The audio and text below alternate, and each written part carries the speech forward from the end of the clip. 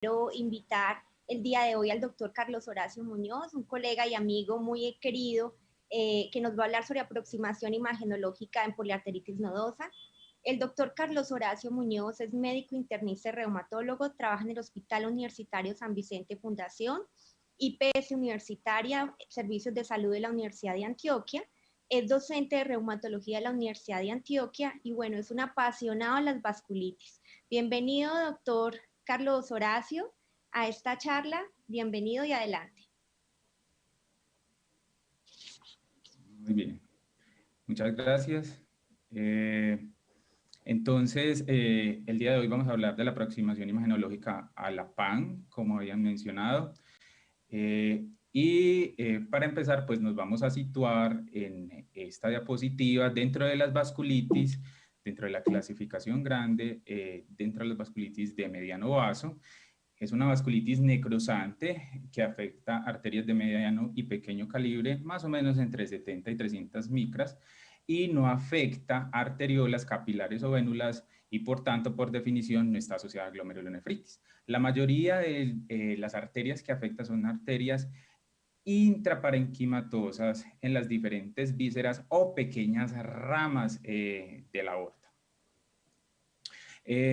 La periarteritis nodosa se describió por primera vez en 1866 y en 1952 se incluye dentro de los primeros criterios o propuestas de clasificación de las vasculitis.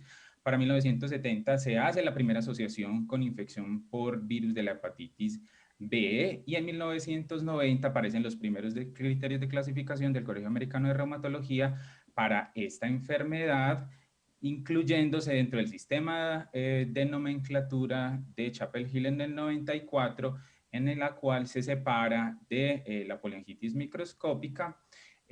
Para el año 2000 se empiezan a reportar múltiples casos de PAN asociada a fiebre mediterránea familiar, y en el 2010, hace 10 años, aparecen los primeros criterios de clasificación para PAN pediátrica. En el 2012, en la nueva versión del sistema de nomenclatura de Chapel-Hill, se describe a la PAN asociada a hepatitis B como una entidad independiente, y hace 6 años se describe una entidad muy interesante con un fenotipo de poliarteritis nodosa con ciertas características por deficiencia de adenosina de aminasa 2.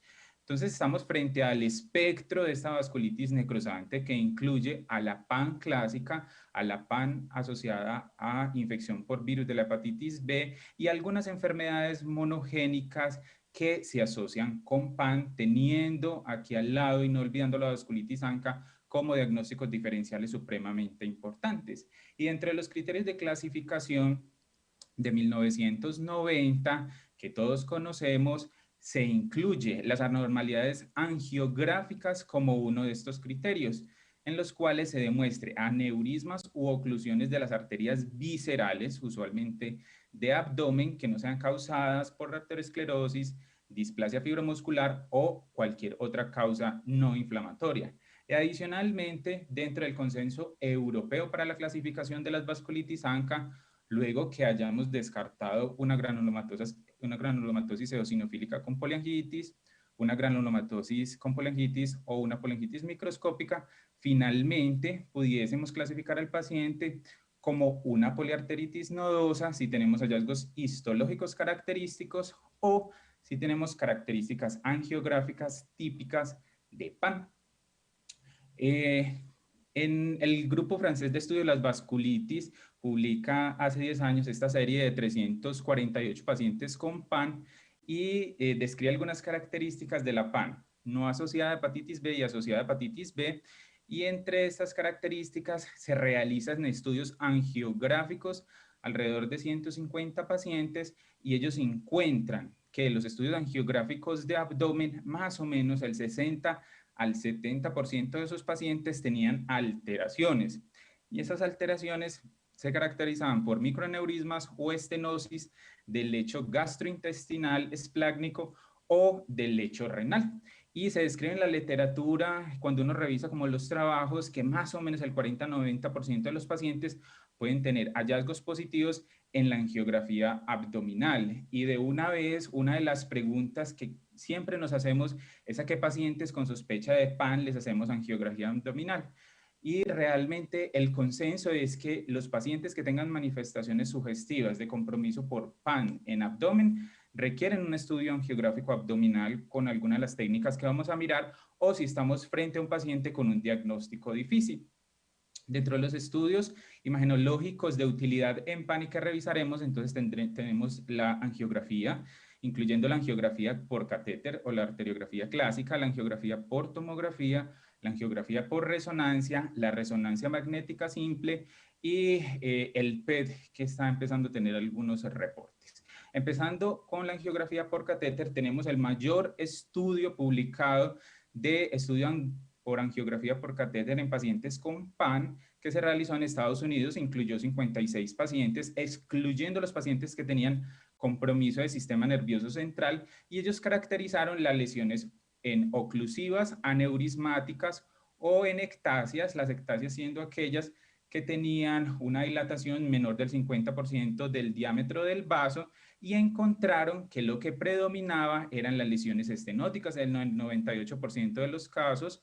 El 61% tenían neurismas y el 12% tenían ectasias. Y en general se ha descrito que los pacientes con PAN que tienen alteraciones en la angiografía de abdomen, más o menos el 80-90%, esas alteraciones se encuentran en la circulación renal, del 50 al 70% en la circulación esplácnica, que no irriga las vísceras sólidas, y el 50-60% de la circulación hepática. Posteriormente, este grupo coreano reporta los resultados de estudios de angiografía por catéter en 7 pacientes que se les hizo arteriografía abdominal, y ellos se centran específicamente en la detección de aneurismas y encuentran que 5 de esos 7 pacientes tenían aneurismas. Y cuando nos vamos a ver las características de estos aneurismas en PAN, estos usualmente son saculares o fusiformes, se presentan usualmente en las bifurcaciones vasculares y pueden ser de diferentes tamaños. Se dice que son pequeños si tienen un diámetro de un 100 a 200% del tamaño del vaso, medianos de 200 a 500% y grandes si miden más del 500% del diámetro del vaso. Y de acuerdo al tamaño es la frecuencia. Son mucho más frecuentes los aneurismas pequeños en comparación con los aneurismas grandes. Aquí vemos ejemplos de aneurismas en la circulación renal, las ramas de las arterias renales. Vemos múltiples aneurismas señalados por las flechas, y una cosa muy importante es que cuando estemos frente al enfoque de un paciente con compromiso renal y dentro del diagnóstico diferencial se encuentre la poliarteritis nodosa, es mandatorio realizar una angiografía antes de realizar una biopsia renal, debido a que se pueden traumatizar estos aneurismas, generar una hemorragia masiva de difícil control, y el paciente puede fallecer, como está descrito. Adicionalmente, tenemos aneurismas en la circulación hepática, como vemos señalados por las flechas. En este otro caso tenemos en la circulación, aquí en las ramas intrahepáticas, múltiples aneurismas, y también en la arteria esplénica, un gran aneurisma en este caso. En la mesentérica superior, una rama frecuentemente afectada por PAN, múltiples aneurismas de diferentes tamaños, y hay localizaciones menos frecuentes, como estos reportados por este grupo de Arabia, donde vemos aneurismas de las arterias intercostales y aneurismas de circulación coronaria, en este caso en la descendente anterior. Adicionalmente, las ectasias, que son esas dilataciones que no alcanzan a cumplir criterios de aneurisma, como mencionaba, acá en la circulación renal. Y una cosa supremamente importante es que la PAN también afecta a las pequeñas ramas de la aorta, y aquí vemos una ectasia muy importante en la arteria renal derecha, y que digamos que nos amplía el diagnóstico diferencial de aquellas enfermedades que nos comprometen este lecho arterial. En este lado, ectasias en la arteria cólica derecha y en la mesentérica superior, como vemos. Entonces, esta angiografía por catéter vemos que muestra un detalle anatómico con mucha claridad y es pues ampliamente utilizada. Las estenosis, entonces vemos una estenosis de la arteria hepática derecha con unos aneurismas asociados, y finalmente las estenosis llevan a isquemia e infartos del órgano que estaba irrigando, y como vemos en este caso, múltiples infartos en este riñón, que es una de las consecuencias finales de las estenosis por la enfermedad. en otros lechos menos usuales en la arteria lumbar izquierda, como vemos en esta flecha, y en arterias de extremidades, entonces en la femoral profunda y en la arteria radial, compromiso que no es inusual en PAN y que puede ayudar en el diagnóstico diferencial de aquellas enfermedades que dan lesiones aneurismáticas o estenosantes de las arterias de mediano vaso. Cuando miramos y evaluamos angiografía por tomografía, lo primero a mencionar es que hay muchos menos reportes. La mayoría de los estudios son reportes de caso y una de las ventajas de la angiografía por tomografía es ver el parénquima de los órganos afectados. En este caso vemos múltiples infartos esplénicos. Finalmente se le hace una angiografía por catéter a este paciente y se encuentra que tiene múltiples aneurismas secundarios a PAN que llevaron a los infartos. En este caso también tenemos múltiples infartos renales que cuando se hace la reconstrucción tridimensional de la angiotomografía vemos cómo se ven estas dilataciones saculares por la PAN, pero finalmente se comprueba y se confirman los hallazgos vasculares a través de angiografía por catéter, donde ven ustedes todas estas dilataciones aneurismáticas. Adicionalmente, este caso coreano es muy interesante porque muestra una hemorragia perirenal espontánea. Recuerden que en poliarteritis nodosa podemos tener hemorragia alrededor de los riñones, alrededor del vaso y alrededor del hígado como manifestación de ruptura de lesiones vasculares. Finalmente se le hace angiografía al paciente y se evidencian múltiples aneurismas pequeños en la circulación renal bilateral.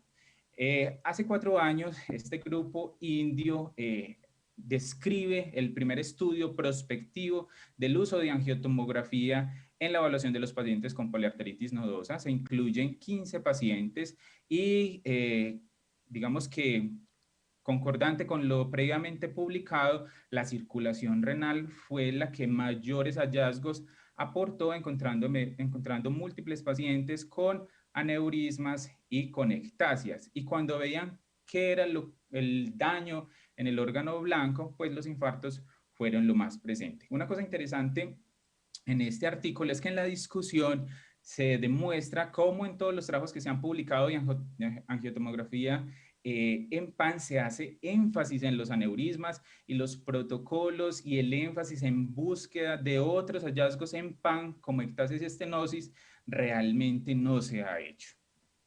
Aquí vemos algunos ejemplos. Entonces, en las flechas blancas vemos los múltiples infartos renales que tiene este paciente y en esta flecha negra vemos el aneurisma, que en la imagen del centro vemos la misma lesión aneurismática y cuando se hace la reconstrucción vemos entonces señaladas con las flechas estos puntos que son las dilataciones aneurismáticas. Entonces, fíjense ustedes que es más difícil técnicamente para el radiólogo ver a través de angiotomografía estas lesiones aneurismáticas de pequeño tamaño. Aquí un caso con un infarto esplénico de gran tamaño secundario a una estenosis crítica de la arteria esplénica y aquí adicionalmente otro caso con hemorragia perirrenal derecha con aneurismas en ambos riñones, en la circulación esplénica y en el hígado, y aquí vemos las dilataciones aneurismáticas en la reconstrucción.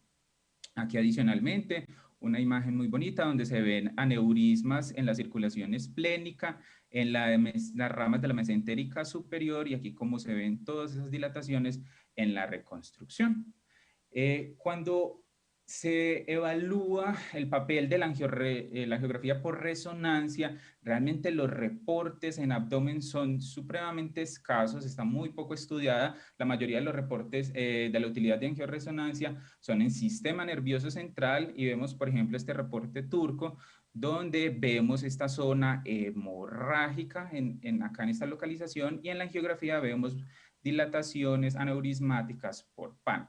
Adicionalmente, en este reporte de la India, ellos describen los aneurismas miliares. Encuentran este paciente con este gran sangrado frontal, le hacen la angiografía y ven múltiples lesiones aneurismáticas que ellos denominan aneurismas miliares. Entonces, fíjense que finalmente terminan haciéndole angiografía por catéter a los pacientes. Pero si recordamos de nuevo esta imagen donde vemos como el espectro de la PAN, recordamos que dentro de la PAN asociada a enfermedades monogénicas tenemos la deficiencia de ADA2, que es una condición que hay que pensar cuando tenemos pacientes con poliarteritis nodosa y compromiso del sistema nervioso central. Sin embargo, la PAN per se compromete el sistema nervioso central. En un 2 a 10% de los pacientes más o menos podemos tener compromiso directamente por actividad de la vasculitis, pero adicionalmente por microangiopatía secundaria de hipertensión arterial en la enfermedad o por un estado protrombótico por la vasculitis. Se manifiesta agudamente, usualmente como una ACV isquémico, cortical o subcortical, o por convulsiones, pero también pueden tener manifestaciones insidiosas como cefalea, encefalopatía, y el sangrado es inusual. Generalmente se debe a una transformación hemorrágica de un ACV isquémico o a rupturas de aneurismas que son infrecuentes. Y en la angiografía lo que vemos son estenosis múltiples o oclusiones y los aneurismas son infrecuentes. Y entonces cuando tenemos ese paciente con PAN y en un evento cerebrovascular, ¿cuándo debemos sospechar una deficiencia de ADA2? Pues cuando se presente en edad pediátrica. Y una cosa interesante es que las características de la isquemia en sistema nervioso central nos pueden orientar. Estos pacientes usualmente tienen ACVs lacunares, múltiples, profundos, nucleobasales o en tallo. Se presenta con mucha frecuencia livedo reticular isorracemosa, hepatoespleno y adenomegalias, citopenias diferentes a anemia que son muy inusuales en la PAN clásica, úlceras orales, hipogamaglobulinemia, especialmente de los isotipos IgM e IgG, y tienen pocos síntomas musculares. Y aquí vemos las imágenes de los ACV característicos en deficiencia de ADA2. Entonces vemos esas lesiones en el tallo o el compromiso núcleo-basal. Entonces siempre que tengamos ACV en paciente con PAN y si tenemos esta localización de las lesiones, pues consideremos la posibilidad de esta condición. La resonancia magnética simple tiene utilidad especialmente cuando la hacemos de las piernas. Y uno de los trabajos clásicos que es digamos que de obligatorio conocimiento a las personas que trabajamos en vasculitis es este reportado por un grupo coreano que se publicó hace 4 años, donde ellos describen las características por resonancia de 8 pacientes con PAN y miran cuáles son los músculos afectados y otras alteraciones en la resonancia, como el compromiso de la fascia y el compromiso periosteo. Adicionalmente, reportan los hallazgos en 10 pacientes previamente publicados en la literatura y describen 3 patrones de miositis isquémica. Un patrón de miositis difusa, donde el grupo muscular completo tiene edema, un patrón parcheado y un patrón moteado, donde se ven unas imágenes algodonosas perivasculares. En el EULAR de este año llevamos este trabajo en el cual nosotros describimos nuestra experiencia con 15 pacientes con PAN, a los cuales se les hizo resonancia de piernas y encontramos que ese patrón difuso estaba presente en 7 pacientes, ese patrón parcheado en 7 y ese patrón moteado solo lo encontramos en un paciente. Y adicionalmente es muy interesante la resonancia porque nos permite seleccionar el sitio donde se puede realizar la biopsia de músculo para tratar de mejorar el rendimiento diagnóstico. Adicionalmente, encontramos que 6 de esos pacientes tenían, además de la miositis isquémica con los diferentes patrones, compromiso óseo, caracterizado por edema medular óseo, como ustedes pueden ver en la imagen, que comprometía especialmente la tibia, posteriormente el peroné y en pocos casos el calcáneo. Sin embargo, el mes pasado sale este estudio de un grupo japonés en el cual se describe un grupo de pacientes con vasculitis de mediano y de pequeño vaso que debutaban con mialgias dentro de las manifestaciones iniciales. Y ellos encontraron que la mayoría de los pacientes tenían síntomas en las piernas independientemente de la vasculitis.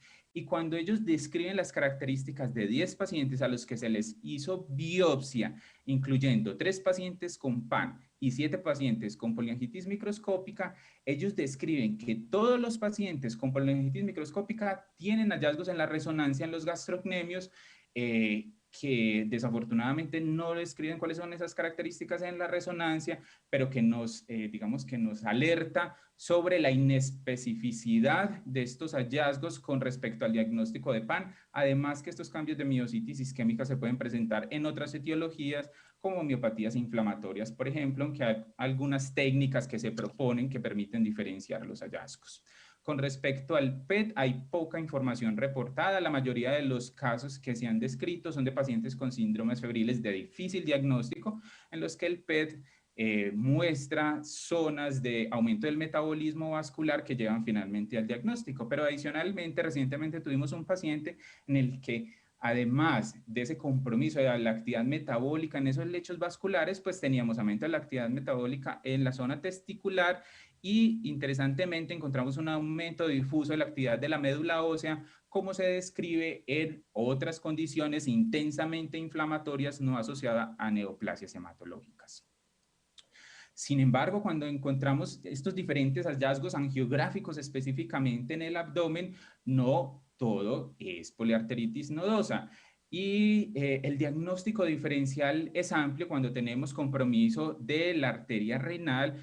Entonces es muy importante tener en cuenta que, dependiendo de la localización de ese compromiso de la arteria renal y las características de ese compromiso, nos orientan a cierto diagnóstico, recordando que la arteriosclerosis es la principal causa de estenosis de las arterias renales, más o menos el 90%, pero que esa estenosis se ubica en el tercio proximal y es una estenosis ostial. La displasia fibromuscular, podemos tener dos tipos de compromiso en las arterias renales. El más frecuente es la displasia fibromuscular multifocal, donde tenemos más de una estenosis y que da la imagen típica de collar de perlas, y la displasia fibromuscular focal, que solo da una estenosis y usualmente se afectan el tercio medio y distal.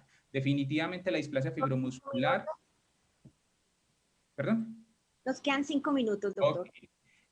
La displasia fibromuscular es un diagnóstico diferencial supremamente importante desde el punto de vista imagenológico cuando estamos hablando de PAN. Recordemos que es una enfermedad segmentaria, no inflamatoria, no aterosclerótica, que se presenta especialmente en mujeres, mujeres jóvenes o en edad media, y que la lesión típica es la estenosis. Adicionalmente, se puede asociar a aneurismas, disección o tortuosidad con la característica forma en S, que la podemos clasificar como multifocal, como mencionábamos, si tiene más de una estenosis, que es la mayoría de los casos, o focal si solo tiene una estenosis y puede comprometer uno o varios vasos, más o menos en el 50% de los casos cada uno. Los lechos más afectados, no olvidar siempre arterias renales, arterias carótidas extracraneales y arterias vertebrales. Aquí vemos entonces una forma multifocal de displasia fibromuscular en la arteria renal, acá una forma focal con una dilatación postestenótica. Aquí tenemos una forma multifocal en la arteria carótida y una arteria focal en la carótida, pero se nos complica un poco el panorama a la hora de compromiso de otros lechos arteriales como la mesentérica superior o las arterias de las extremidades. Adicionalmente, recordemos que las vasculitis sistémicas primarias de grandes vasos pueden afectar las arterias renales. La arteritis de Takayasu da fundamentalmente estenosis en la mayoría de los casos, que predomina en el tercio proximal. La arteritis de células gigantes extracraneal, más o menos en el 10% de los casos de esta forma de vasculitis, puede afectar, puede dar estenosis de la arteria renal sin una ubicación típica. La poliarteritis nodosa, que es nuestro foco en esta charla, entonces afecta principalmente las ramas de la arteria renal, aunque pudiese afectar la renal de forma aislada. La enfermedad de Kawasaki exóticamente afecta, pues muy inusualmente afecta las arterias renales, generando aneurismas. Más o menos el 0.8% de los casos pueden presentar esta manifestación. En el Behçet, más o menos en el menos del 1% de los casos afectan las arterias renales, y de ellos un 50% hacen estenosis y un 50% hacen aneurismas. Y en la enfermedad relacionada con IgG4 tenemos un compromiso proximal de la arteria renal con una inflamación vascular que usualmente está asociado a una inflamación periaórtica. Y un diagnóstico diferencial adicional que no podemos olvidar es la mediolisis arterial segmentaria, que al igual que la displasia fibromuscular es una enfermedad segmentaria, no inflamatoria, no aterosclerótica, que tiene un ligero predominio en los hombres, se presenta en personas usualmente mayores en comparación con la displasia en la quinta y la sexta década, afecta especialmente las arterias esplácnicas y renales, básicamente es una enfermedad de las ramas de la aorta. Es muy raro que se presenten arterias más distales. La lesión típica es el aneurisma disecante y una característica que nos puede ayudar a diferenciar esta enfermedad es que hay una respuesta perivascular en el proceso de reparación de ese vaso afectado, que es el signo de la corteza que ya vamos a ver. Entonces lo que pasa es que tenemos una degeneración vacuolar de la parte externa de la capa media que nos lleva a la formación de una disección, aneurismas y un hematoma, como vemos acá en la mesentérica, donde tenemos un aneurisma disecante que posteriormente en el proceso de cicatrización tenemos esto que es el signo de la corteza. Finalmente, entonces, dentro del diagnóstico diferencial, para resumir, entonces la poliarteritis nodosa no tiene un predominio franco por el sexo o una edad de presentación. La displasia fibromuscular se presenta predominantemente en mujeres jóvenes a edad media, la mediolisis arterial segmentaria más, un poco más en hombres mayores. La inflamación sistémica solo está presente en la poliarteritis nodosa, los lechos más afectados, entonces los renales en la poliarteritis nodosa y la displasia, y el tronco celíaco en la mediolisis. El compromiso de extremidades en la poliarteritis nodosa es frecuente, infrecuente en la displasia y exótico en la mediolisis. La lesión típica en PAN el aneurisma, en la displasia fibromuscular la estenosis y el aneurisma disecante en la mediolisis, y los hallazgos perivasculares solo los encontraríamos en la mediolisis. Como conclusiones, entonces, los estudios imagenológicos son un pilar fundamental para el diagnóstico diferencial de poliarteritis nodosa. Los estudios angiográficos de abdomen aportan una información muy importante que está apoyada en la evidencia y están indicados frente a presencia de síntomas que sugieran compromiso abdominal por PAN o frente a un diagnóstico muy difícil. La angiografía por catéter continúa siendo el estándar de oro, sin duda, para evaluar los vasos abdominales. Aunque la lesión típica es el aneurisma, usualmente pequeño, la estenosis parece ser el hallazgo más frecuente en los estudios imagenológicos. En todo paciente con PAN y con ACV, especialmente en los jóvenes, considerar la deficiencia de ADA2. La resonancia magnética simple de piernas permite evaluar los patrones de miositis isquémica y edema medular óseos que sean sugestivos de PAN en un contexto clínico adecuado y facilita la planificación de las biopsias. Nunca olvidar la displasia fibromuscular y la mediolisis arterial segmentarias en el diagnóstico diferencial de la PAN. Finalmente, la invitación al segundo simposio internacional de vasculitis sistémica que realizaremos en agosto del próximo año. Muchas gracias.